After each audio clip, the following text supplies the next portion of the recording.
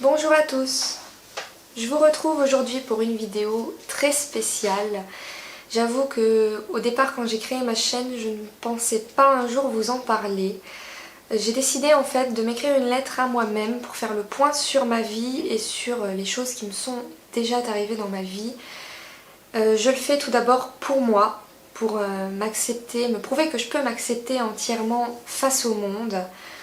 Je le fais aussi un peu pour vous, ma communauté, que vous vous sentiez peut-être un peu plus proche de moi, en tout cas que je n'ai plus l'impression de me cacher envers vous. Mais ma motivation première de faire cette vidéo, je l'avoue, c'est de pouvoir aider les autres.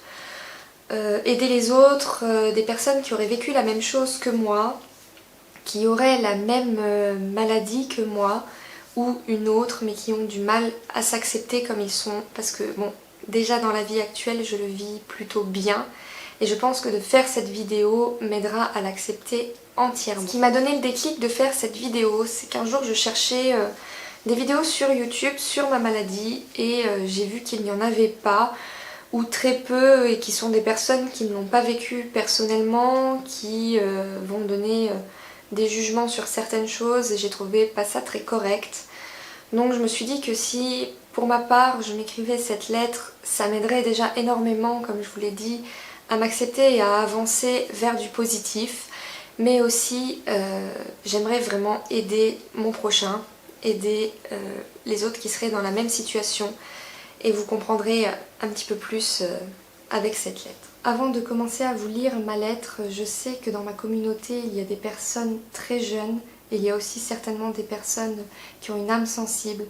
Et je pense que pour ces personnes-là, il est préférable de quitter cette vidéo parce que ma vie n'est vraiment pas très drôle et peut peut-être être choquante pour certains. Donc voilà.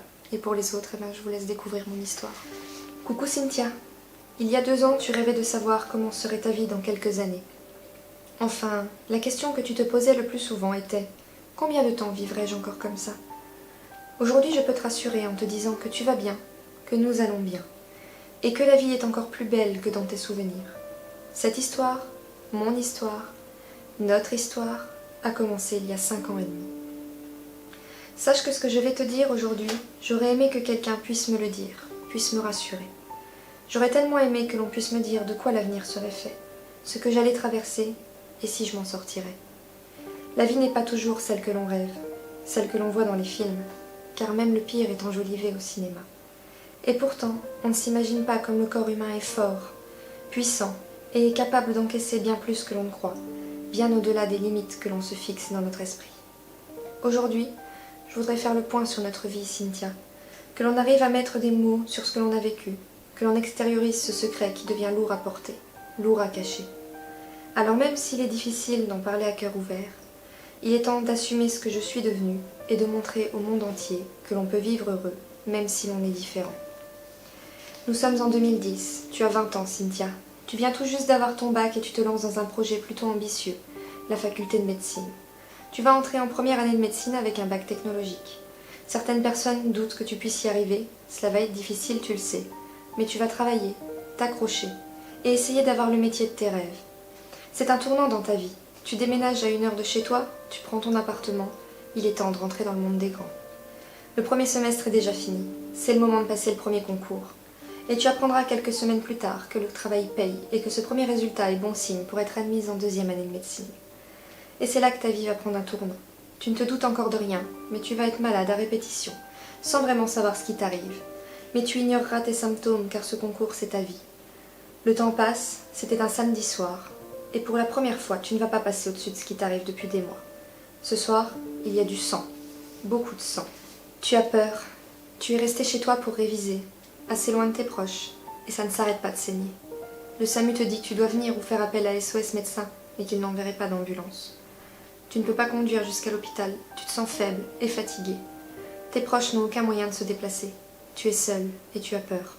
Tu n'as pas assez d'argent pour faire appel à SOS médecin. Alors tu attendras finalement lundi, entre ton lit et la salle de bain, que quelqu'un t'emmène aux urgences. Entre-temps, les saignements se sont arrêtés et reviennent de manière aléatoire. Aux urgences, ils te disent que ce n'est rien, que c'est le stress de cette année de médecine qui est difficile. Ok, alors tu reprends ta vie normalement. mais les symptômes ne s'arrêtent plus. Tu fais confiance à tous les docteurs que tu as vus. Ce n'est rien, c'est le stress. Tu te persuades qu'une fois l'année terminée, ça ira mieux. Tu ne peux plus rien avaler, mis à part des biscottes, car tu sais que si tu manges autre chose, tu vas de nouveau passer des heures aux toilettes, des heures à te tordre de douleur, sans rien pouvoir faire et en restant impuissante face à cela. Le grand jour est arrivé. Tu vas passer ton concours de fin d'année. Et tu as décidé de partir en vacances le soir même. Tu le sais, ça te fera du bien, ça te dépaysera. Tu penseras à autre chose, et le stress et tout ce que ça engendrait ne sera qu'un mauvais souvenir. Une semaine de vacances, mais cette semaine-là est encore pire que les mois passés. Les symptômes persistent, et tu passes jusqu'à 8 heures par jour aux toilettes et tu ne peux rien avaler. Tu finis par retéléphoner à ton médecin qui se décidera enfin à te faire voir un spécialiste. Tu vas devoir écourter tes vacances, car de toute façon tu n'en profiteras pas. Tu as de la fièvre, tu as froid alors qu'il fait 35 degrés et que tu portes une doudoune. Tu te sens mal, et depuis la fin du concours, tout s'est aggravé. Peut-être que tout ce temps, tu ignorais ce qu'il t'arrivait et qu'avec ce déni, tu ne te rendais même pas compte de ton état. De retour chez toi, tu as rapidement ton rendez-vous avec un gastro-entérologue qui va te proposer un examen en hospitalisation, la coloscopie. Ça te fait peur, mais ce n'est pas l'examen en lui-même qui t'effraie, mais plutôt son résultat. Tu as eu le temps de penser au pire, et d'avoir étudié des maladies graves toute l'année ne t'a pas aidé pour te rassurer. Tu passeras cette coloscopie le lendemain des résultats d'admission en 2e année de médecine, le 5 juillet 2011. Le 4 juillet, ça y est, les résultats du concours vont être affichés à la fac. Tu as hâte de savoir, car ce numéro dans le classement peut être déterminant pour ton avenir et réaliser un de tes rêves. À l'affichage, à côté de ton nom, il est écrit 301 sur 306, admise. Tu es la plus heureuse à ce moment-là, le travail paye, et ces mois de sacrifice envers tes proches et toi-même ont été récompensés. Mais tu vas vite redescendre de ta petite planète remplie de rêves, car ce soir, tu es hospitalisée pour te préparer à l'examen. Car malgré cette grande bouffée de bonheur, tu ne vas pas mieux, et il est temps de prendre soin de toi et de calmer ce feu qu'il y a en toi. Tout s'est très bien déroulé, même pas l'ombre d'une petite douleur. Tu as eu raison de ne pas avoir peur de l'examen. Tu dors beaucoup à cause de l'anesthésie, la journée passe donc assez vite et tu attends que le médecin passe avec impatience afin d'avoir un nom sur tes mots. Vers 17 heures, ce n'est pas un médecin qui rentre dans ta chambre, mais 3. Et vu la tête qu'ils font, tu sais que ce n'est pas bon signe. Le diagnostic tombe. Tu as la maladie de Crohn. Tu es sous le choc, tu t'es imaginé tout sauf ça. Tu connais quelqu'un qui a cette maladie, tu l'as accompagnée pour certains de ses traitements, tu l'as soutenue lorsqu'elle était en crise et tu pensais que cette maladie était rare, pourtant elle vient de te tomber dessus. Ça ne peut pas être ça, tu ne peux pas y croire. Tu ne sais ce que cela veut dire. Et tu t'imagines que ce n'est que le début des galères. Tu as peur et tu n'arrives pas à te mettre cela en tête. Cette maladie ne se soigne pas. Il n'y a pas de traitement réellement efficace. Tu sais aussi que cela veut dire que tout ton système digestif va mal, que c'est une maladie auto-immune et que c'est donc ton propre corps qui te rend malade, qui s'auto-détruit. Le médecin te met donc sous traitement rapidement. Ce traitement ne te soignera pas mais te soulagera s'il fonctionne. Oui, s'il fonctionne, car cela n'a même pas la même action chez tout le monde. Ce traitement, c'est une cure par perfusion qui se fait tous les mois en hospitalisation de jour. C'est un médicament très fort et tu t'en apercevras rapidement, car après chaque cure, tu es extrêmement fatigué. Tu te sens molle, un peu comme si ce n'était plus toi qui contrôlais ton corps. Mais il est efficace sur toi et calme bien tes crises pendant 3 semaines environ. Et ça, c'est le plus important. Finalement, tu n'as plus tant de symptômes que ça. Mis à part une fois de temps en temps, une fois par mois, ce qui te rappelle que tu dois aller faire ta cure. Le temps fait que tu oublies un peu la douleur passée, et quand tu y repenses, tu ne te considères pas malade. En fait, tu n'acceptes pas cette maladie, et tu refuses de croire que tu l'as. Tu penses que c'est impossible, qu'il y ait une erreur dans le diagnostic. Mais non. Quand tu y penses simplement, quand tu es stressé pour quelque chose, une crise pointe le bout de son nez pour te le rappeler. Hey, je suis là. Le temps passe et les semaines se ressemblent. Nous sommes en 2012, la seconde année de médecine se passe bien. Et en partant une semaine pour faire du ski, tu vas rencontrer ton grand amour. Au départ, tu vas ignorer tes sentiments pour lui à cause de la distance qu'il vous séparera une fois rentré chez toi. Tu ne veux pas t'attacher, mais il ne t'a pas fallu longtemps, seulement 2 jours pour que tu craques. Le destin a choisi que vos chemins se croisent, alors pourquoi repousser ce que l'avenir a tracé pour toi? Malgré la distance, vous vous débrouillez et vous arrivez à vous voir régulièrement. Au bout d'1 mois, tu vas prendre ton courage à 2 mains et lui parler de ta maladie. Tu as peur de l'effrayer ou que simplement il ne veuille plus de toi. Pourtant, tu ne le sais pas encore, mais il sera toujours là, même dans les pires instants de ta vie. Cela fait maintenant 2 mois et demi que tu files le parfait amour, mais tu es fatigué de tous ces allers-retours.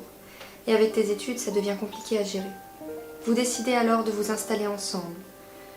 Il va tout quitter pour toi et s'installer dans la ville où il y a ta fac. Tu le sais, tu le sens, c'est une évidence, c'est lui et pas un autre. De toute façon, tu ne serais jamais engagé aussi rapidement. Quand tu as fait le bilan de cette seconde année de médecine, tu n'as pas été reçu en troisième année. Et quand tu y penses, c'est dû à un bon nombre de crises et de courtes hospitalisations. Tu as raté ton entrée en troisième année pour seulement une matière non validée. Tu la repasseras donc l'an prochain. Un jour, au détour d'une discussion, lors d'une cure avec ton chéri Jonathan et le docteur, tu apprends que ce traitement compromet ta fertilité sur le long terme. Tu as envie de pleurer, tu as toujours voulu un enfant. Et cette maladie, en plus de te pourrir la vie, va t'empêcher d'avoir un bébé. Ton chéri aussi veut des enfants. Alors vous prenez la décision que vous ne laisserez pas cette saloperie vous empêcher d'avoir une petite famille. En plus, avec une seule matière à valider, une grossesse tomberait au bon moment. Et si cela se réaliserait, tu prendrais une année sabbatique une fois ton module validé afin de profiter de ton bébé. Nous sommes en août 2012 quand tu arrêtes ta contraception.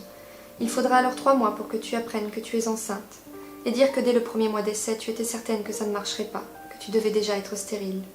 Mais il est bien positif ce test de grossesse. Un rêve va se réaliser, tu vas donner naissance à un bébé. Un bonheur en entraînant un autre, à Noël ton chéri met un genou à terre et te demande en mariage. Te voilà fiancée, et une belle famille est en train de se construire. Tu trouves cette grossesse vraiment magique. Au tout début, tu as décidé d'arrêter ton traitement, car tu ne veux pas exposer ton bébé à ce genre de produit, même si les médecins pensent qu'il n'y a pas de risque pour l'enfant. Pour toi, c'est un médicament fort, alors tu t'en passeras. En plus du bonheur qui t'attend dans quelques mois, pendant 9 mois, tu n'auras aucune crise, aucun symptôme.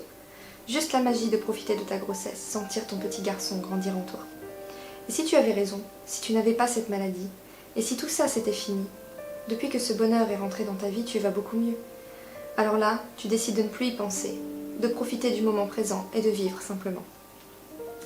Nous sommes le 27 août 2013. Aujourd'hui, tu es enceinte de 9 mois. Mais bébé n'est pas décidé à se montrer. Tu t'impatientes et cherches le moindre signe qui montrerait que l'accouchement est proche. Tu sais qu'une naissance n'est pas une partie de plaisir, mais tu as envie d'un accouchement naturel, sans péridurale. Tu veux savoir ce que ça fait de donner la vie. Il faudra une semaine pour que la maternité décide finalement de déclencher la naissance de bébé. C'est une première déception, car cela ne fait pas partie de ton projet d'accouchement. Ta deuxième déception est que tu subiras une césarienne, car tu es en danger. Finalement, le plus beau jour de ta vie se transforme en un cauchemar, où tu te bats contre la mort pour vivre. Où tu te bats pour ton fiancé, et surtout pour ce bébé qui attend sa maman, qui a besoin de sa maman. Tu te retrouves hospitalisé en soins intensifs, loin de ton enfant. C'est loin d'être ce que tu t'étais imaginé. Une personne sur 1 million subissent ce genre d'accouchement, et 90% de celles qui le vivent ne s'en souviendront plus car elles succomberont à la mort. Tu apprendras plus tard que la maternité, il t'appelle la miraculée. Les jours suivants, le souvenir de la mort te hante. Tu te rappelles avoir vu et entendu que tes constantes étaient en chute libre. 3 de tension, 5 grammes d'hémoglobine, 3 litres de sang perdu. Et pourtant, tu as survécu. Tu ne t'es même pas évanoui. Cela paraît vraiment invraisemblable. Le souvenir de la maladie est loin, et à vrai dire, ce n'était rien comparé à ces souffrances physiques, nouvelles pour toi. Mais aussi aux souffrances psychologiques, d'avoir cette impression que l'on t'a arraché ton enfant, et que tu es une incapable, car tu ne peux pas t'en occuper, incapable de te lever, et de devoir rester enchaînée à ces dizaines de tubes et de câbles qui te maintiennent en vie. C'est la première fois que tu seras confrontée à la mort. Oui, tu t'es battue. Oui, il y a eu un miracle. Et tu commences à penser que si tu es là en vie, ce n'est pas pour rien. Dans ce combat, la vie a vaincu la mort. C'est que tu dois encore avoir des choses à accomplir sur Terre. Tu as envie de te battre pour t'occuper de ce magnifique bébé. Tu vas le faire, tu vas te lever et tu vas marcher. Parce que pour lui, tu ferais n'importe quoi. Ce regard qui t'observe et te dit « Maman, j'ai besoin de toi, tu peux le faire ». Dans un souffle de courage, tu t'accroches à son berceau. Tu prends appui et tu le pousses pour avancer, en regardant ton beau bébé comme une motivation. Tu avances un peu plus chaque jour et en à peine 6 jours, même si tu es fatigué, tu rentreras chez toi, ton bébé dans les bras. Tu as gagné, tu es debout et prête à affronter la vie. Tu es fatigué mais tu te reposes, avec ton bébé allongé, il tète. Avoir son enfant blotti contre soi est vraiment la chose la plus belle au monde. Et là, tu réalises que la vie ne peut pas faire de plus beau cadeau que d'être maman. En à peine 1 mois, tu as réussi à reprendre le dessus et à t'occuper seule de ton bout de chou. C'est une belle victoire. Tu imagines déjà tes journées comme tu les voyais durant ta grossesse. Être maman à plein temps pendant 1 année, ton rêve va pouvoir commencer. Ton fils va avoir 3 mois et tout se déroule bien. Mais ce matin, la maladie va te faire signe. Toc toc toc. Tu n'as pas le choix, tu vas devoir écourter le câlin du matin et remettre ton bébé dans son lit en sécurité. Tu sais ce que cette douleur signifie, elle est de retour. Mais d'où vient cette crise soudaine? Pourquoi? Cela fait 1 an qu'elle n'avait pas donné signe de son existence. Bon, et puis peut-être que tu as simplement mal digéré le repas de la veille. Tu n'y prêtes alors pas plus attention que ça et retournes à ton activité préférée, t'occuper de ton bébé. Quelques jours plus tard, tu te rends bien compte qu'elle est de retour. Elle te fait de plus en plus signe jusqu'à te réveiller la nuit. Tu prends alors rendez-vous avec ton spécialiste. On t'annonce qu'il n'exerce plus dans cet hôpital. Mais on te donne tout de même un rendez-vous pour le mois suivant avec un nouveau professeur spécialisé en Mickey. 1 mois, c'est long, mais tu vas gérer comme tu peux les douleurs, les crises, et surtout reprendre un régime sans résidus stricts. Tu ne t'inquiètes pas trop et préfères garder ton calme, car le stress empire toujours la situation. Le mois s'écoule difficilement, mais tu as connu pire et tu dois rester forte pour tes hommes. Tu rencontres enfin ce nouveau docteur qui décide de te donner un traitement moins fort que celui que tu avais avant et qui est compatible avec ton allaitement sans mettre en danger ton enfant. Mais les semaines passent et rien ne change, même pas l'once d'une petite amélioration. Tu retournes alors en consultation et il te prescrit un autre traitement.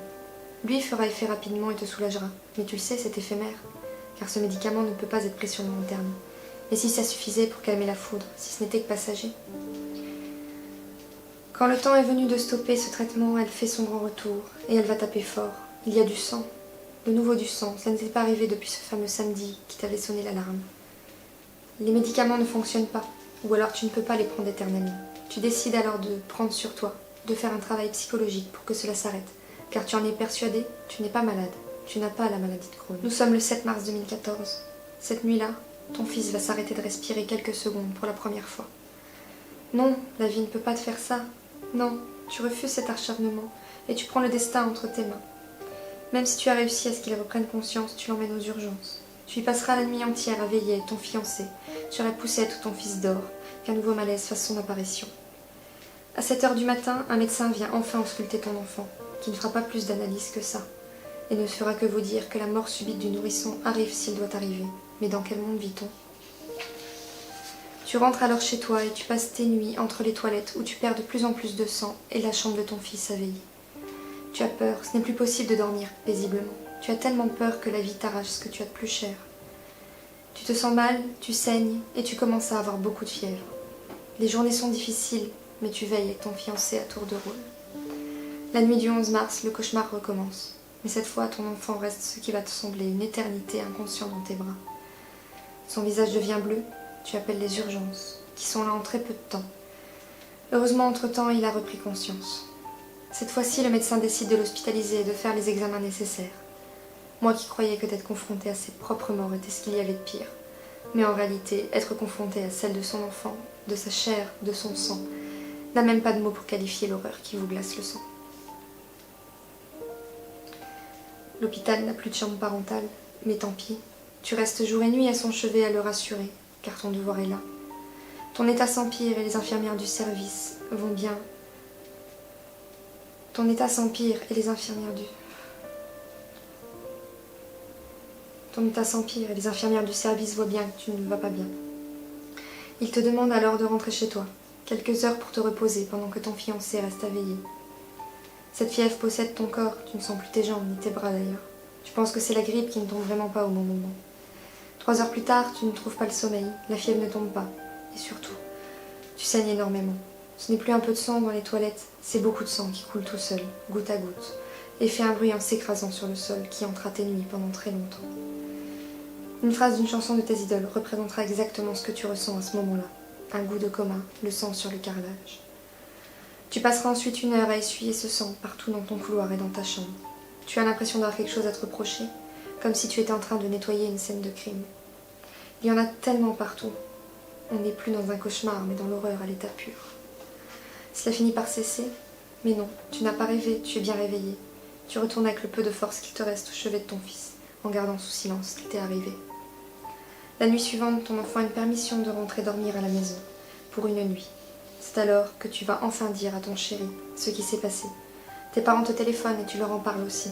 Tu as besoin d'en parler pour essayer d'oublier. Ils vont tous insister pour que tu appelles les urgences, car ton état est à leur sens critique qu'il ne faut pas que tu attendes. Tu appelles donc le SAMU en pensant qu'il ne viendrait même pas, car pour toi ce n'est rien. Oui, ce n'est rien comparé à la santé de ton fils. Il ne faut pas qu'il vienne te chercher. Pour toi, ta place est ici, près de lui. Cela ne peut pas être grave, cela va passer. Alors tu appelles et tu te dis qu'ils vont te rassurer. Ils t'ont demandé à combien tu estimais la perte quotidienne de sang. Et tu leur as répondu assez franchement, mais en essayant de réduire un peu le nombre réel, car tu ne veux pas partir à l'hôpital alors que ton fils est lui-même hospitalisé. L'ambulance est venue pour t'ausculter dans un premier temps à domicile, car avec une hémorragie aussi importante, le médecin a dit qu'il fallait qu'il te voie pour écarter un quelconque danger. Tes constantes ne sont pas bonnes, et avec cette fièvre persistante, il décide alors de t'emmener. Les larmes roulent sur tes joues, tu ne veux pas, tu as cette impression d'être une mère indigne qui laisse son enfant seul, sans sa maman face à ce qui lui arrive et face à tous ces examens, si angoissants pour un être si petit. Mais tu dois te l'avouer, tu as peur, même très peur de l'inconnu. Tu ne sais pas vraiment ce qu'il t'arrive, tu ne sais pas ce qu'il va se passer. Et à ce moment-là, tu aurais voulu que quelqu'un soit là pour te rassurer, quelqu'un qui puisse te dire « ça va s'arranger ». Tu passeras la nuit aux urgences à faire plusieurs examens pour rechercher la cause de ces hémorragies, de ces douleurs, mais aussi de cette fièvre, radio, scanner, prise de sang et j'en passe. La seule chose qu'ils ont pu déceler est une forte inflammation au niveau des intestins. C'est encore alors elle, la cause de tout ça. Tu vas alors vivre ton premier et ton plus long séjour au service de gastro-entérologie. Nous sommes le 13 mars 2014. Le cauchemar continue et tu espères un jour te réveiller. Tous les matins, tu allumes la télé, tu écoutes la musique pour un peu t'évader. Tu ne la regardes pas, tu fermes les yeux et tu écoutes simplement. Tu entends une nouveauté et cette voix tu la connais. Tu crois rêver alors tu ouvres les yeux, mais non, c'est bien eux. Ton groupe préféré depuis ton enfance a fait son grand retour. C'est Kyo. Tu cherches à réécouter cette musique sur internet. Le Graal. Et non, tu n'as pas rêvé. Il dit bien un goût de coma, le sang sur le carrelage. Tu écoutes un peu sur Deezer, ce prochain album qui sortira bientôt. Et tu t'identifies dans tellement d'autres titres. Dans mon cœur, c'est la débâcle. J'aime tant la vie, ça me tue. Tu aimes ce groupe depuis tant d'années car tu te reconnais dans ses paroles. Mais ces paroles-là décrivent tellement bien ce que tu ressens au quotidien. Ce retour va te faire du bien, tu ne le sais pas encore mais tu vas réaliser quelques-uns de tes rêves que tu pensais morts. Tu apprendras par expérience que dans la vie rien n'est impossible, il suffit de le vouloir. Tu vas être placé en isolement car il recherche activement une infection qui pourrait être la cause de cette forte fièvre. Cette période va être très difficile pour toi. C'est la première fois depuis sa naissance que l'on t'interdit de voir ton fils. Le 14 mars 2014, ton bébé rentre à la maison et sort de l'hôpital avec la raison de ses malaises respiratoires. Tu en es soulagé, avec un traitement adapté, il se sentira beaucoup mieux. Les jours passent et tu souffres de cette séparation. Tu fais des Skype pour le voir, mais rien ne remplace sa présence. Et là où tu es, tu aurais bien besoin de le voir pour qu'il te donne du courage et la force de te battre, comme quand il est né. Il faudra 15 jours pour qu'il lève l'isolement suite à des dizaines de tests négatifs. Et enfin, tu vas pouvoir le revoir en étant sûr de ne pas mettre sa vie en danger. Le médecin veut essayer de te transmettre. Le médecin veut essayer de te remettre sous ton traitement d'avant-grossesse. Tu refuseras la première fois, car tu ne veux pas que ce médicament passe dans ton lait. C'est fort, tu ne veux pas exposer ton enfant, même si l'on t'assure qu'il n'y a aucun risque pour lui. Puis tu finiras par l'accepter au vu de ton état et dans l'espoir de sortir rapidement de l'hôpital où tu es déjà depuis 4 longues semaines. Lors de la première cure, malheureusement, le sort continue son acharnement. Tu feras une réaction anaphylactique dès les premières gouttes passant dans tes veines. Retour à la case départ et à l'arrêt définitif de ce traitement. Le médecin décide alors de tenter un traitement très semblable au dernier par auto-injection. Tu as du mal avec cette idée de te piquer toi-même, mais tu vas essayer. Tu surmonteras tes peurs, car tu ferais n'importe quoi pour te sentir mieux et rentrer chez toi près de tes proches. Tu commences ton traitement par 4 injections à 10 minutes d'intervalle. L'infirmière fera la première et tu feras les suivantes sous sa surveillance pour s'assurer que tout se passe bien. La prochaine fois que tu prendras ce traitement, c'est dans 2 semaines où tu feras 2 injections chez toi, si tout va bien. Et en effet, enfin une lueur d'espoir quand tes symptômes s'atténuent fortement au bout d'1 semaine. Tu rentres alors chez toi avec l'espoir de reprendre une vie normale. À la cure suivante, tu fais tes 2 injections, mais quelques jours plus tard, les symptômes reprennent leur place. Du sang, du sang, du sang partout. Tu ne t'imaginais pas qu'on pouvait saigner autant chaque jour et rester en vie. Tu rappelles ton médecin directement, c'est le week-end de Pâques, et il décide alors de t'hospitaliser en urgence. Le cauchemar recommence et tu commences à perdre espoir et à te dire que ta vie ne sera bientôt plus, car on ne possède pas du sang en quantité illimitée. Tu te sens faible, à chaque hémorragie c'est toujours la même sensation. Ton cœur bat tellement vite que tu as l'impression qu'il va sortir de ta poitrine. Tu longes les murs pour te déplacer. Ta tête tourne, ton ventre brûle, tes jambes te chatouillent. Cette sensation de mal-être te rappelle quelque chose, la mort. Tu vois un docteur que tu ne connais pas et qui vient te parler de ton état. Elle insinue que s'il ne trouve pas de solution, il faudra être radical et t'opérer pour t'enlever tout ton gros intestin qui est la partie la plus malade. Tu t'interroges, tu ne savais pas que l'on pouvait vivre sans un organe. Tu as peur. Et rien que d'y penser, ça t'angoisse. Ça y est, on t'en a parlé. De la plus grande peur que toutes les personnes atteintes d'une MICI ont, cette chirurgie qui rime avec stomie. Ton docteur décide alors de faire un examen pour explorer l'intestin afin de voir dans quel état il est. Car au scanner ou à l'IRM, on ne voit pas bien le réel. Mais aussi pour faire des biopsies afin d'analyser de plus près ce qu'il se passe. Cette fois, l'examen te fait peur, car ils te l'ont dit, tu es trop faible et tu n'auras pas d'anesthésie. Cette maladie qui te fait déjà souffrir au quotidien, tu as tellement peur de la souffrance, de la douleur. Alors une biopsie sans anesthésie, pour toi, c'est impensable. Pourtant, l'examen se passera très bien et ne sera pas si douloureux que ça. Ce n'est rien comparé au quotidien. Ton médecin prend des notes de ses observations et viendra te faire un compte-rendu le soir. Ce n'est pas le genre de médecin à passer des heures au chevet des patients, mais ce soir-là, il viendra tard dans ta chambre et il va s'asseoir à côté de toi pour t'annoncer ces mots qui résonnent encore parfois au plus profond de toi. Nous sommes face à une rectocolite hémorragique en stade terminal. Vous n'avez pas la maladie de Crohn. Il y a eu une erreur diagnostique en 2011. Si nous l'avions vu plus tôt, on aurait pu essayer des traitements pour cette pathologie, car ceux que l'on vous a administrés ne pouvaient pas être efficaces. Car ils ne calment pas votre maladie à vous. Il ne reste plus qu'un traitement possible, la chirurgie. Si on ne le fait pas, il ne vous reste que quelques jours à vivre. Je vous propose donc une intervention dans 2 jours. Il ne faut pas perdre de temps. Suite à ces paroles, tu es perdu dans ta tête. Depuis tout ce temps, tu le savais au plus profond de toi que tu n'étais pas atteinte de la maladie de Crohn. Ce nom de rectocolite hémorragique, lui, ne te fait pas cet effet-là. Tu réalises que tu es malade, que ta maladie est grave et que ta vie est en danger de mort imminente. Bien sûr que tu acceptes cette amputation. Cela te fait bizarre. Ils vont t'enlever un morceau de toi et cette idée te donne des frissons dans le dos. Cette nuit-là, tu ne dormiras pas du tout. Tu es seule dans tes pensées, seule à te battre contre toi-même. Demain matin, Cynthia, tu vas vivre l'intervention la plus redoutée de tous ceux qui ont ta maladie. La colectomie totale. Et tu le sais, tu vas avoir une poche, tu vas être handicapée, tu ne pourras plus manger ce que tu veux, tu devras suivre un régime toute ta vie. Tu te poses tellement de questions à cet instant présent et tu es seule. Même sur internet, tu ne trouves rien. Même pas un petit témoignage de comment c'est la vie après ça. Tu as peur et tu te demandes quel est ton taux de survie. Tu te sens isolée, seule, face à tes angoisses, prisonnière. C'est aussi pour ça, Cynthia, qu'aujourd'hui je t'écris cette lettre. Car cela ne t'aidera pas à passer ce moment-là, car pendant ce temps je n'existe pas encore. Donc je ne peux pas t'aider ou te rassurer. Mais peut-être que cette lettre, en plus de t'aider aujourd'hui à t'accepter entièrement, eh bien peut-être que la suite de notre histoire pourra aider des personnes qui ont peur, comme toi, tu avais peur, et qui trouveront leur réponse ici. Mais aussi ils pourront voir qu'ils ne sont pas seuls et qu'il y a toujours de l'espoir. Tu profiteras de cette dernière journée où tu es encore entière pour allaiter une dernière fois ton bébé. Cela va être un deuil pour toi. On t'a déjà enlevé ce fait de donner la vie et maintenant c'est ton projet d'allaitement qui est fini. Beaucoup de larmes vont couler, tu es blessée physiquement, mais aussi moralement. Mais tu vas le faire, tu vas te battre, avec une motivation, ton mariage qui approche et qui est prévu dans quelques mois, mais aussi pour que ton fils ait enfin une maman à ses côtés. Aujourd'hui nous sommes le 3 mai 2014, et aujourd'hui, c'est le premier jour du reste de ta vie. Les infirmières te réveillent de bonne heure, elles vont t'aider tant bien que mal à te lever pour prendre une douche bétadinée. Oui, tu as peur, tu n'as jamais eu aussi peur de ta vie. Tu te demandes si ce jour sera le dernier, et si ton corps supportera une intervention aussi lourde. Cet organe, tu es né avec, il est à toi, et on va te l'enlever. Cela te paraît invraisemblable. Tu as envie de te réveiller de cette opération, et tu dois te réveiller. La vie t'attend, Cynthia. Alors n'aie pas peur, cela va être dur. Mais tu verras, la vie t'attend, crois-moi. Tu ne peux pas rester comme ça. Qui à 23 ans n'a pas la force de prendre une douche? Qui à 23 ans n'a plus la force de se brosser les dents? Tu la sens, tu la reconnais cette odeur, c'est celle de la mort. Et encore une fois, tu vas te battre.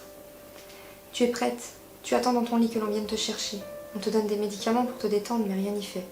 Dans ta tête, c'est comme dans une cocotte minute. Et tu te demandes si ta vie se compte en minutes, en heures ou en années.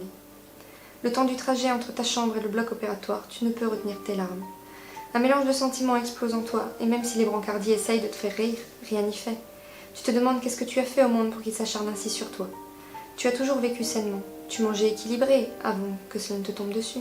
Tu ne fumes pas, tu ne bois pas. Alors pourquoi ton corps se détruit tout seul? Il n'y a aucune logique à cela. Tellement de questions qui resteront pour toujours sans réponse. Ça y est, tu y es. Tu rentres dans ce bloc glacial, tout le monde est très gentil avec toi et essaye de te rassurer. Mais toi, tout ce que tu vois, c'est ta vie défiler devant toi. Et même si tu t'en sors, tu as peur. Tu ne veux même pas imaginer à quel point tu auras mal. À ce moment-là, tu ressens un vide, tu ressens la solitude, car tu peux être entouré ou non. Tu peux être aimé et soutenu par tes proches. Mais là, tout de suite, tu es seul, tu te sens seul. Et comme il y a 2 ans, tu vas devoir te battre seul pour rester en vie. Car il n'y a que toi qui puisse le faire. Ils sont tous autour de toi à te brancher de partout. Cette intervention sera longue, alors ils vont te surveiller de près. Et ils voient bien que tu es angoissée. Ils décident alors de te mettre un médicament dans les veines et te disent que ça va te détendre. Dans les secondes qui suivent, autour de toi, tout devient bizarre. Et même leur voix est bizarre. Tu te sens comme drogué. Il est 9 heures, et il suffira de quelques secondes de plus pour que tu t'endormes, en route pour ce qui sera ta nouvelle vie. La première chose que tu vois en te réveillant, c'est l'horloge. Il est 18 heures. Tu ne sais pas vraiment où tu es, et qui est tout ce monde autour de toi. Puis oui, tu la sens. Oui, elle est bien là. Tu la sens, cette douleur monter en toi. Tu n'arrives plus à parler tellement tu as mal. Tu serres le bras de cette infirmière à côté de toi. Elle te demande si ça va. Tant bien que mal, tu lui fais signe que non. Elle te demande si tu as mal. Tu lui fais signe que oui. Et rapidement, elle va te le soulager. Tu le savais? Ta chirurgienne te l'avait dit que si tu avais mal, il te donnerait de la morphine. Tu les entends? Ils vont t'en injecter 4 mg dans ta perfusion. Et très rapidement, la douleur se dissipe. Ils t'installent ensuite une pompe qui contient de la morphine, qui peut t'en délivrer une dose toutes les 2 minutes à ta demande si tu as mal. Tu n'as qu'à appuyer sur le bouton qu'ils t'ont mis dans la main, et cela te rassure et tu te dis que ce sera peut-être pas si terrible que ça. Tu te rendors paisiblement, tu es en vie, et tu vas pouvoir peut-être profiter de ta vie. Et pour bien commencer, tu vas enfin peut-être pouvoir préparer ton mariage prévu dans 3 mois. La prochaine fois que tu te réveilleras, tu seras dans ta chambre. Tu ouvres les yeux et tu le vois. Ton chéri est près de toi et te tient la main. Tu es trop faible pour parler. Vos regards se croisent, cela suffit à ce qu'il comprenne que tu as réussi et que tu t'es battu pour rester près de lui. Rapidement tes yeux se referment, puis lorsque tu rouvriras les yeux, c'est ta maman qui sera près de toi. Elle aussi est toujours là à te soutenir et à prier pour que tu restes encore près d'elle en bonne santé. Tu t'endors de nouveau rapidement. Cela se passe un peu comme dans un film où tu aurais des flashs, des personnes se trouvant à côté de toi pour te soutenir. Tu es très fatigué, ton corps a besoin de récupérer de tous ces mois d'hémorragie, à lutter pour survivre. Maintenant que l'ennemi est en partie éliminé, car oui, tu le sais, ce n'était pas possible de tout faire en une seule intervention. Tu étais bien trop faible, donc il faudra remettre ça. Mais pour le moment, tu es paisible, tu te reposes. Finalement, quelques heures plus tard, tu rouvres les yeux et tu es seul. La douleur n'a pas le temps de s'installer, car ta copine la morphine est là pour te soulager. L'infirmière vient te poser une poche de sang pour que tu récupères un peu de toutes tes hémorragies passées, et tu te rendors, apaisé, en pensant que le pire est passé. Pourtant, tu n'es pas au bout de tes peines. Le lendemain matin, tu ne te sens pas trop bien, et ce qu'il te reste d'intestin a décidé de ne pas se remettre en marche, et tu n'as pas faim. Les médecins ne sont pas étonnés au vu des circonstances dans lesquelles tu as été opéré. Ils te l'ont dit, cela peut mettre plusieurs jours, Cynthia. Alors prends ton mal en patience et accroche-toi à tes projets.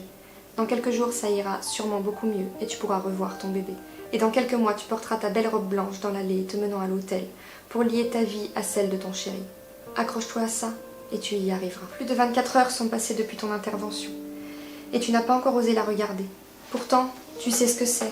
Tu en as vu énormément quand tu étais en stage, lorsque tu étais encore étudiante. Mais là, tu n'oses pas, elle est sur toi et tout est différent. Mais surtout, tu te demandes comment tu vas accepter ton reflet dans le miroir. Comment tu vas gérer au quotidien ce qui est maintenant ton corps. Tu attends alors que ton chéri vienne, car seul tu ne te sens pas de le faire. Vous allez la découvrir ensemble, ta Somi. Et là, dans ta tête, il n'y a que cette phrase. Non, ce n'est pas un rejet. Tu te dis seulement « Merci de m'avoir sauvé la vie ». Ce n'est peut-être pas joli, mais le plus important, c'est de vivre. Alors tant pis pour l'apparence. En plus, c'est temporaire, tu le sais. Normalement, dans 8 mois, tu seras de nouveau comme tout le monde. Tu redeviendras normal. Le soir est venu. Tu es seul et ton état ne s'arrange pas. Tu finiras finalement par vomir encore et encore. Ça te soulage, mais les médecins trouvent que cela fait beaucoup trop et que cela met ta vie en danger une nouvelle fois. Car si cela passait dans tes poumons, tu ne te serais battu pour rien et tu pourrais dire adieu à ta vie. Il décide alors de te poser une sonde nasogastrique d'aspiration pour éviter ce risque. Cette idée ne te plaît pas, mais tu n'as pas le choix. Cette sonde, elle va te traumatiser. Mais elle est nécessaire, Cynthia, alors accepte-la. Le corps médical passera des heures à essayer de la poser en vain. Elles vont pourtant s'acharner, mais à part te faire saigner du nez, elles n'y arriveront pas. Tu essayes alors de les persuader que tu te sens mieux, qu'il n'y en a plus besoin. Tu voudrais tellement mettre fin à ce carnage. Finalement, c'est le médecin de garde qui arrivera à te mettre cet engin de torture dans le nez qui descendra jusqu'à ton estomac. Ça te fait mal, mais tu vois bien que c'est nécessaire quand tu vois tous les litres de ce liquide qui est aspiré dans ce grand sac. Tu te demandes bien comment tout ça pouvait se trouver dans ton estomac. Et pourtant, cela explique parfaitement le fait que tu te sentais mal aujourd'hui. Tu es en train de la vivre, comme moi je m'en souviens. Cette migraine et cette gêne, tu ne peux plus parler. Cette sonde, tu as l'impression qu'elle t'a transpercé la tête. Ça fait mal, ça tape, mais tu n'as pas le choix. Tu dois la supporter. Tu demanderas à plusieurs reprises qu'on te l'enlève, ce qui sera refusé. Et tu n'es pas assez folle pour l'arracher. bien heureusement. Tu ne mettrais pas ta vie en danger après tout ce que tu as traversé pour la conserver. Ce terrible souvenir me donne encore des frissons, mais rassure-toi, on va s'en relever. Comme si cette douleur lancinante ne suffisait pas à ton cauchemar. Les médecins décident de te retirer la morphine car ils pensent que c'est dû au fait que tu en utilises beaucoup, que ton intestin ne se remet pas en route. Tu vas vaincre ta peur de la douleur en espérant simplement enlever ce tuyau dans ton nez qui te torture. 1 heure après que la perfusion soit retirée, ton ventre te déchire de douleur, tu ne pensais pas pouvoir en supporter autant. Tu as cette sensation de tout mélanger, des milliers d'aiguilles, des brûlures, ça tire, ça tape, cette sensation que ton corps est comme une bombe qui ne fait que d'exploser dans ton ventre. Parfois tu te demandes si la mort n'aurait pas été plus douce. Mais ne sois pas bête, lève-toi, bats-toi. Tu sais le faire et personne ne t'enlèvera cette force. Tu vois, tu arrives au bout de tes peines, après 4 jours on te retire la sonde nasogastrique. Même si ces 4 jours t'ont paru une éternité, au moment du retrait tu as cette sensation de revivre, de respirer à nouveau. Et tu as même retrouvé la parole. Maintenant ton bébé, tu vas pouvoir le retrouver, car il n'y a plus tant de tuyaux que ça accrochés à ton corps. Et c'est lui ta source de motivation. Il va t'aider et tu vas marcher vers ta seconde victoire. 1 dizaine de jours suffiront à force d'efforts à ce que la douleur se dissipe et à ce que tu retrouves l'appétit et à ce que tes intestins refonctionnent parfaitement. Tu retrouves le sourire, tu arrives à reprendre ta douche toute seule et ça, c'est une belle victoire. Même si pour des milliers de personnes ce n'est rien, quand tu es dépendante, que tu as besoin d'être assistée, c'est très frustrant. Surtout à seulement 23 ans. Quand tu perds le pouvoir sur tous tes gestes du quotidien, les retrouver c'est simplement le bonheur. Et cela t'aura sûrement au moins servi à apprendre à profiter des moindres petites choses que t'offre ce monde. Tu le sens, la sortie est proche, et donc tu vas pouvoir vivre un peu simplement. Pourtant, encore une fois, ton univers va s'écrouler, renversant tous tes projets. Un médecin que tu ne connais pas rentre dans ta chambre ce matin, et ce sourire sur ton visage va se transformer en profond sanglot. Tu as fait une prise de sang hier, et ce docteur va t'annoncer que les résultats sont très mauvais. Tu es dénutri, même très dénutri. Si tu n'es pas hospitalisé rapidement au service de nutrition, c'est un autre monde qui t'attend. On ne t'oblige à rien, tu n'as qu'un choix à faire, et tu feras le bon. Décidément, la mort te poursuit et toi tu fais tout pour la fuir. Une fois dans ta chambre de ce nouveau service, on vient t'annoncer qu'il faut poser une sonde nasogastrique pour te nourrir. Encore une fois, tu n'es pas obligé, alors tu refuses. Il doit bien y avoir d'autres solutions. Ton chéri et ton fils sont là, car normalement aujourd'hui tu devais rentrer chez toi. Le regard de ton enfant croise le tien, et il n'en faudra pas plus pour que les larmes coulent sur tes joues et que tu rattrapes ce médecin en acceptant cette sonde. Tu as ce souvenir horrible de celle d'il y a quelques jours, mais tu vas le faire, tu dois le faire, parce que pour lui tu ferais n'importe quoi. Ce petit être, regarde-le. Tu peux le lire dans ses yeux. Il a besoin de toi, alors tu n'as pas le droit de mettre ta vie en danger. Tu vas encore passer 15 jours dans une chambre d'hôpital. Le temps est long, et même si tu essayes de positiver et à penser à tout ce qu'il t'attend dehors, tu vas passer par toutes sortes de sentiments pendant ces 2 semaines. Par la joie, par l'espoir, par la tristesse, mais la plupart du temps, c'est la culpabilité qui te possède. Mais pourquoi, Cynthia? Pourquoi est-ce que tu t'infliges ça? Tu penses sans cesse que c'est de ta faute si ton enfant n'a jamais réellement passé une journée dehors. Tu te sens égoïste de le voir tous les jours entre ces 4 murs, car il y a mieux pour un enfant. Oui, Cynthia. Oui, Cynthia. Mais tu n'as pas choisi d'être ici. S'il te plaît, n'y pense plus. Tu rêves du jour où tu lui tiendras la main et que vous promènerez dans un parc. Du jour où tu pourras lui faire découvrir le monde. Ne désespère pas, ce jour arrivera. Crois-moi, c'est sûr, à ce jour tu ne m'entends pas. Mais continue de rêver, c'est ta force et ça t'emmènera loin. Pendant ce séjour, tu as décidé que ta thérapie serait la musique. Alors tu en écoutes encore et encore. Ça te met du baume au cœur. Et avec ton chéri, vous recommencez à penser à votre mariage. Une après-midi, alors que tu écoutais une chanson, vous vous êtes dit « Et si on la dansait lors de notre première danse ?» Vous vous êtes tout de suite mis à vous entraîner. Vu que tu ne pouvais pas préparer ton mariage chez toi, eh bien tant pis, tu le prépareras ici. Et ça aussi, ça t'aidera à te battre. Et puis avec toutes ces ondes positives, nous sommes le 31 mai 2014. Le docteur rentre dans ta chambre et t'annonce que tu vas mieux, que tu peux sortir. Ce jour ressemble bien à ce qu'on appelle le bonheur. Enfin, c'est arrivé, tu es chez toi, au bout de ces 3 longs mois. Tu as un peu perdu tes repères ici, mais tu te sens bien.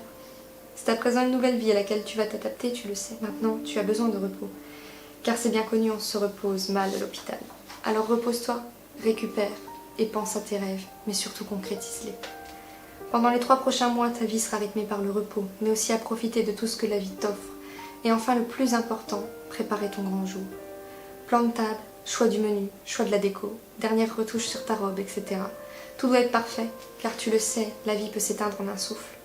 Et même si aujourd'hui tu es heureuse, les parties d'intestin qu'il te reste saignent encore par moments. Et il faudra que tu sois réopérée au mois de septembre.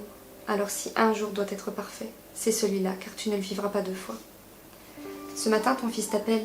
Tu n'as pas dormi de la nuit, car ça y est, c'est aujourd'hui. Ton grand jour est arrivé, tu vas te marier. Tout est prêt. Une robe pour le matin pour la mairie et ta robe de princesse dont tu as toujours rêvé pour la cérémonie. Tu as choisi de porter deux robes car cela te tient à cœur, que cela soit fait dans la tradition. Tu ne veux pas que ton chéri voie ta robe avant que tu ne rentres dans cette église. Tu es stressée car bien sûr tu veux que tout soit parfait. Mais si tu as bien une crainte, c'est que ta stomie se mette à fuir, tâche ta belle robe et gâche cette journée que tu as tant imaginée. Tu as appris à l'apprivoiser cette poche, tu le vis très bien et tu l'acceptes dans ton quotidien. Mais aujourd'hui tu la vois un peu comme ta pire ennemie. Mais ne t'inquiète pas, elle sera sympa et se fera même oublier tout au long de cette journée. L'heure est venue, tu es prête, ta robe est enfilée, tu te regardes dans le miroir et tu te dis que tu as réussi, tu y es, ton jour est arrivé et aujourd'hui le maître mot est de profiter.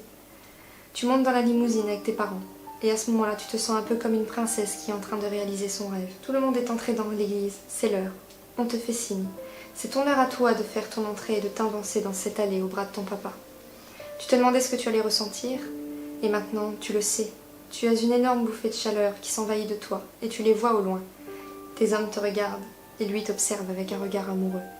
Aujourd'hui, vous allez commencer un nouveau voyage, celui du mariage. Toute cette journée se passe comme dans un rêve. Oui, tout est parfait, tout est comme tu l'avais imaginé. Le soir est venu, tu as le trac. Ton mari ne le sait pas encore, mais pendant tes 3 mois à l'hôpital, tu as eu le temps de lui préparer un discours que tu as soigné.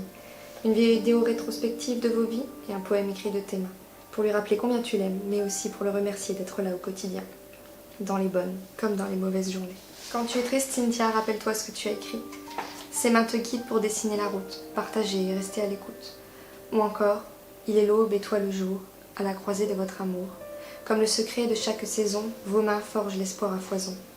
Mais aussi, sa main pour bâtir votre empire, une clé, celle du cœur, pour écrire l'avenir. Suite à ce moment riche en émotions, vous ferez votre première danse en tant qu'époux, et comme vous l'aviez imaginé. Et à ce moment-là, le handicap n'existe plus. Tu es sur un nuage. Comme quoi tu vois, quand on veut quelque chose dans la vie, rien n'est impossible. Et aujourd'hui, tu es passé au-dessus de ta différence, oubliant tous ces mois passés. Aujourd'hui, tu as vécu une journée comme tu l'avais rêvé. Septembre est déjà là. Tu as fait le choix de reprendre les études. Et avant cette seconde intervention importante, tu fais ta rentrée en BTS pour devenir technicienne de laboratoire, car tu ne veux pas laisser tomber ce rêve de travailler dans le médical. Le temps passe vite, on y est, tu rentres à l'hôpital ce soir. Et demain, tu subiras une nouvelle amputation. C'est de nouveau parti pour de nombreuses heures de bloc. Une chanson passe en boucle dans ta tête et en une phrase, tu peux décrire ton état du moment. Dans ton cœur, c'est la débâcle, et tu aimes tant la vie, ça te tue. Une phrase tellement contrastée, mais tellement vraie. La réalité t'a vite rattrapé et t'a vite arraché de ton petit nuage où tu étais depuis un mois.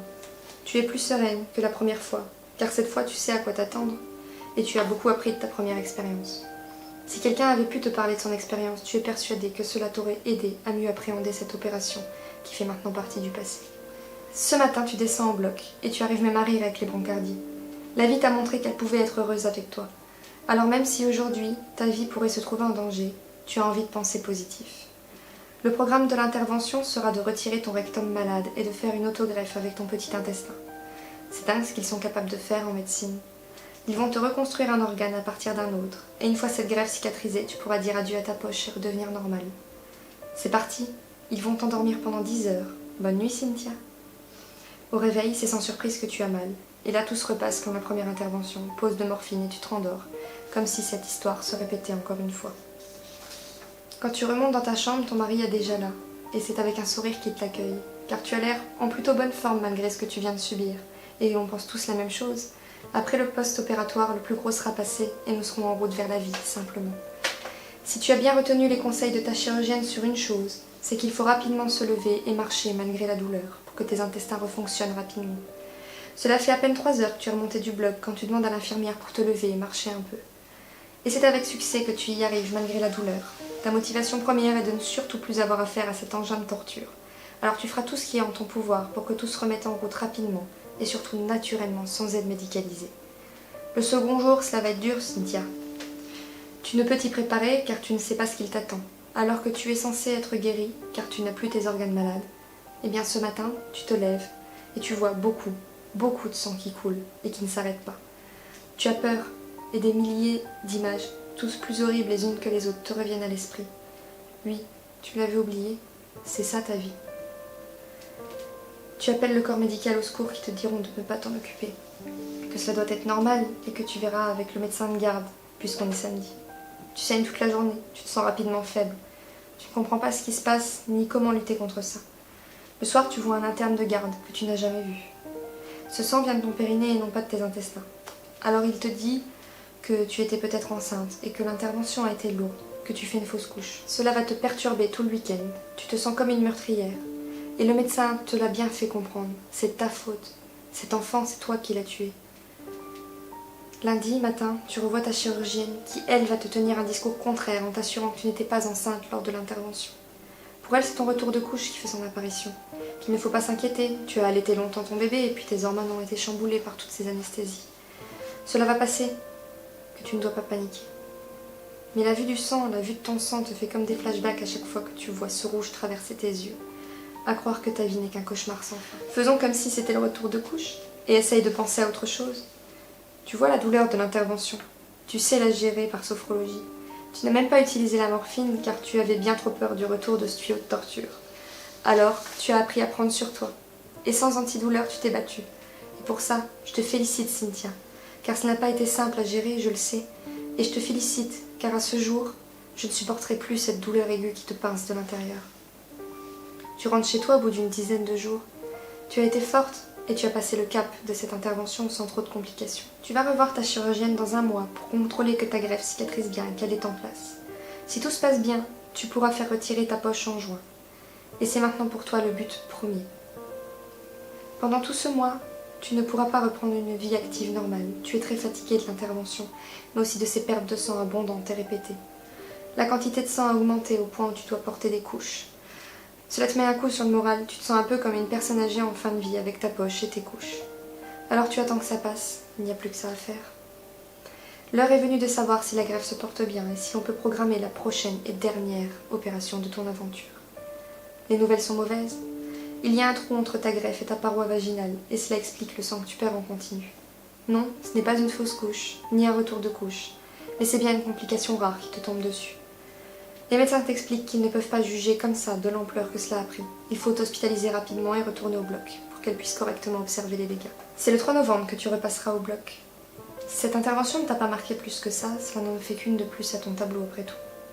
Elle est courte cette intervention et n'aura même pas duré 1 heure. Une salle de réveil sans douleur, sans médicaments. Tu pourras même rentrer chez toi demain matin, dès lors que l'on t'aura dit ce qu'il se passe. Cela change des dernières grosses interventions. Le soir venu, ta chirurgienne te confirme qu'il y a une grosse fistule. Elle ne pourra pas se ressouder toute seule. Du coup, ils se sont réunis à plusieurs médecins pour parler de ton cas. Et ils pensent tous que la meilleure solution pour reboucher ce trou serait une intervention. Une nouvelle greffe. Mais cette fois, en prenant un muscle dans ta cuisse pour le placer un peu comme du plâtre, afin de fermer la brèche. Tu vas accepter cette intervention, car tu sais où tous ces saignements te mèneront. Et pendant ce temps, ce n'est pas une vie à vivre. Cette intervention te fait peur. Elle promet d'être bien différente des dernières. Ce qui t'effraie aussi, c'est que ce n'est pas certain qu'une greffe comme ça, à ce niveau-là, tienne. Tu as 50% de chance pour que ça marche, et donc 50% d'échec. La peur de la souffrance est là, mais celle de souffrir pour rien est encore pire. En attendant cette intervention, qui aura lieu le 25 janvier 2015, tu décides de reprendre les cours, et de reprendre un peu comme tu peux, avec les forces que tu as, une vie à peu près normale. C'est toi qui as choisi la date de ton opération. Elle aurait pu avoir lieu plus tôt, mais tu voulais au moins passer Noël avec ta famille. Le jour J est arrivé. Tu es angoissée, mais tu ne veux pas penser négatif. Tu espères qu'en positivant, cela se passera bien et que cette greffe fonctionnera. L'intervention va durer 6 heures, et tu satures de voir les couleurs de ce bloc. Tu espères que cela sera l'une des dernières fois, et non l'une des premières au classement. Tu te réveilles au bloc opératoire, ils viennent de terminer, mais tu as cette sensation que tu ne peux plus respirer. Tu fais des gestes comme tu peux pour que l'on te remarque. Ce n'est rien, c'est juste qu'il ne t'avait pas encore retiré l'intubation. Une fois enlevé, tu respires mieux et tu t'endors. Le second et le réveil définitif se fera en salle de réveil. C'est cette douleur atroce à la cuisse qui te réveille. Cela va jusqu'à te faire crier de douleur. Tu as l'impression que ton corps n'est plus d'accord d'encaisser autant et te le refait ressentir 10 fois plus fort. Ils te mettent de la morphine. Tu as l'habitude maintenant, mais rien n'y fait, elle est toujours là. Il décide alors de t'injecter un médicament beaucoup plus fort pour apaiser tes souffrances, et en une fraction de seconde, la douleur disparaît. Tu te rappelles de cette sensation de bien-être, mais aussi cette sensation que ton esprit se détache de ton corps et flotte. Tu as encore ce souvenir, je le sais, de te voir dans ce lit allongé de haut, paisible et endormi, un visage où la douleur n'existe pas. Tu as l'impression que cela a duré des heures, et tu te regardes, toi-même, de là-haut. Quelle sensation bizarre. Tu la vois, tu te vois. Ils t'ont mis sous assistance respiratoire. Et là, cela commence à t'effleurer l'esprit. Est-ce que tu es morte? Finalement, tout redeviendra à la normale quelques heures plus tard. Tu es entouré de beaucoup de personnel médical. Alors quand ils t'enlèvent ce masque pour respirer, tu leur demandes ce qu'il s'est passé. Et leur expliques cette sensation de flotter. Ce n'était rien, rassure-toi, c'est normal. C'est l'effet du médicament qu'ils t'ont donné. Alors tu es rassuré, et en plus, tu n'as plus mal. Cette hospitalisation est différente des précédentes. Elle est difficile. Heureusement, ta copine, la morphine, t'aide beaucoup à calmer cette douleur qui te brûle la cuisse.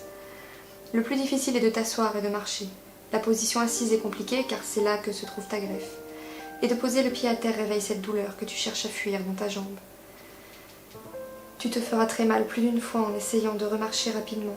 Et finalement, tu ne remarcheras quasiment pas lorsque tu rentreras chez toi. Ils te laissent repartir car du point de vue chirurgical, tout va bien. Maintenant, c'est à toi de faire ta rééducation toi-même en marchant progressivement, puis en montant doucement des escaliers afin que les autres muscles de ta jambe deviennent plus forts et progressivement remplacent celui qu'on t'a enlevé. Cette fois, ton objectif pour te battre, ce sont tes examens de fin d'année pour ton BTS. Il faut bien avoir des objectifs à atteindre, cela aide à relativiser et à te dire que tu peux en être capable. Une complication, encore une pointera le bout de son nez. Tu cicatrises très mal et 2 mois après l'intervention, aucune de tes cicatrices n'est refermée. Et il y a même un abcès qui s'est formé. Tu avais tellement progressé pour remarcher, et cet abcès est venu tout foutre en l'air, puisque tu ne peux même plus poser un pied à terre. Tu vas encore devoir subir une intervention pour le retirer, mais cette fois, ils le feront sans anesthésie. Tu rentres alors à l'hôpital fin mars 2015. Cela fait 1 an que tu rentres dans cette galère, et ça n'a pas l'air de prendre fin. Tu vas encore devoir subir une intervention pour le retirer, mais cette fois, ils le feront sans anesthésie. Tu rentres alors à l'hôpital fin mars 2015. Cela fait 1 an que tu es rentré dans cette galère, et ça n'a pas l'air de prendre fin. Tu as peur du retrait de cet abcès sans anesthésie. Cela va être insoutenable. Finalement, à force de discuter avec le médecin, elle décide de faire une anesthésie locale. Cette dernière ne fonctionnera pas, et mis à part ces aiguilles que tu sens traverser ta cuisse, c'est tout ce que cela fera. C'est pour ça qu'il ne voulait pas t'anesthésier. Il savait que cela ne marcherait pas, mais il pensait qu'inconsciemment, cela t'aurait calmé. Je crois que c'est la pire douleur que l'on ait jamais connue, Cynthia. Ces scalpels, ces aspirations, et cette impression que cela ne finirait jamais. Il n'y a qu'un mot, c'est de la torture. Le lendemain est plus calme, l'ennemi est éliminé, alors la douleur s'efface. Ce n'est qu'une petite complication qui aura simplement marqué ton esprit, mais tu vas déjà rentrer chez toi et essayer d'oublier tout ça. Tu reverras ta chirurgienne dans 2 semaines pour savoir si la greffe a fonctionné. En attendant, tu as pris une décision. Tu veux garder ta stomie. Tu ne veux pas terminer le processus opératoire. Maintenant que tu es hors de danger, tu ne veux plus souffrir. Et puis tu l'acceptes très bien, cette poche. C'est à elle que tu dois la vie. Et puis tu le sais, les suites opératoires seront encore très compliquées et douloureuses. Et là, tu ne peux plus. Non, tu ne peux plus encaisser la souffrance. Et puisque tu vis très bien ton état, pourquoi en changer pour souffrir? En plus, tu n'as pas envie d'être comme tout le monde. Tu te sens bien avec ta différence. Et tu as juste envie de reprendre le cours de ta vie, loin d'une chambre d'hôpital. Lors de ton rendez-vous de contrôle, tu apprendras que tout va bien. Et en 2 semaines, tu as aussi une belle victoire à lui montrer. Tu marches sans aide, tu boites encore légèrement, mais cela s'estompera avec le temps. Tu lui dis que tu ne souhaites pas poursuivre les opérations. Et c'est ainsi que, pour le moment, on ferme une page de notre vie, Cynthia. C'est la fin de la chirurgie. Nous sommes au bout de ce chemin que nous avons tant espéré. Suite à cela, tu as réussi à réaliser l'un de tes rêves. Tu as pu assister au concert de Kyo au 1er rang. Leurs musiques ont toujours le don de te transporter dans un monde où la douleur et la différence n'existent plus. Et tu as même pu rencontrer Benoît Power à la fin de ce concert. Une fraction de seconde qui t'a rempli le cœur de joie. Tu as pu passer tes examens de fin de première année. Tu es assez fier de toi. Tu as atteint ton objectif. Tu passes donc en 2e et dernière année d'études pour toi et tu comptes bien l'avoir, ton diplôme. Voilà, Cynthia. Tu vois, on a réussi à faire le point au sujet de notre vie périlleuse. Maintenant, toi et moi, on ne fait qu'un. On a 25 ans. Regarde, on a un mari fabuleux. On réussit pas trop mal nos études. Et regarde ce petit garçon qui a bien grandi. Il est fier de nous, cet enfant, et il nous le montre chaque jour. Regarde, on a réussi. Tu te rappelles l'après-midi où tu l'as emmené au parc? Tu étais tellement heureuse de l'emmener découvrir le monde. Tu en avais rêvé de cet instant. Et bien, il est là. Regarde-le. Il te cueille des fleurs en riant aux éclats. Ce n'est peut-être rien pour les autres, mais pour toi c'est le plus grand des bonheurs de le voir s'épanouir et apprendre la vie. On se l'est promis, on rattrapera le temps perdu, et on y arrivera. On le fera voyager notre petit bout, et on lui apprendra à profiter de la vie. À ce jour, on tient une belle victoire. On a repris nos études à plein temps. On s'occupe de notre enfant. Et on a même pris le temps de profiter d'une de nos passions. On fait des vidéos sur YouTube. Et outre le fait que cela peut paraître futile à côté de notre quotidien, cela nous a beaucoup aidés. Regarde, notre communauté nous a beaucoup aidés à nous accepter alors qu'ils ne le savaient même pas. Nos journées sont bien chargées. Il nous faudrait plus de 24 heures en un jour pour réussir à faire tout de manière harmonieuse. Mais peu importe, on fait tout ce qu'il nous plaît, car on a décidé de profiter de chaque seconde de la vie. Tu vois, on peut avoir une vie normale même si l'on est stomisé. Regarde, personne ne remarque ton handicap. Et oui, l'apparence peut cacher la réalité. Regarde Cynthia, on parle de normalité, mais au juste, c'est quoi être normal? Et si c'était nous qui étions normales avec notre différence? Tu vois, on a réussi à l'accepter et à en parler ouvertement au monde. Et si cette différence était notre force? Les Mickey sont des maladies taboues, alors n'oubliez pas, en parler, c'est déjà les combattre.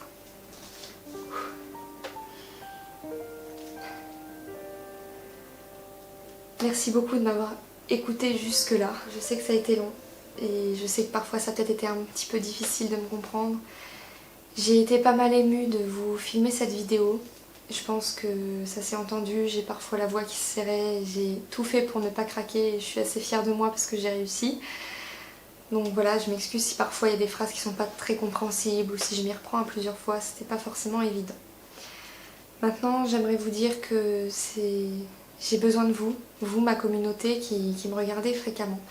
J'ai besoin de vous car j'aimerais vraiment que cette vidéo voyage, que cette vidéo puisse aider du monde, puisse montrer à ces personnes qu'on n'est pas seul. J'aimerais pouvoir aider des personnes qui ont des différences, qui ne s'acceptent pas bien dans la vie de tous les jours avec leurs différences, qui n'acceptent pas leur corps, qui ont cette maladie, qui vont se faire opérer, qui se posent beaucoup de questions. Des personnes qui ont cette maladie, qui se sentent seules. Des personnes qui ont peur, des personnes... tous les cas de figure sont possibles. Et ce que je veux dire, c'est que si vous faites voyager cette vidéo, si vous la partagez sur tous vos réseaux sociaux, ça pourrait aider une de ces personnes. Et je sais qu'on connaît tous un peu quelqu'un ou quelqu'un qui connaît quelqu'un qui a ou la maladie de Crohn ou une rectocolite hémorragique. Alors je suis prête à aider également des personnes qui ont d'autres maladies, qui ont d'autres handicaps, qui ont vraiment du mal avec leur image. Mais j'aimerais surtout viser les personnes qui ont cette pathologie parce que c'est une maladie taboue, ils n'osent pas en parler. Et même si c'est l'un de vos proches, parfois ils n'osent même pas vous dire qu'ils souffrent.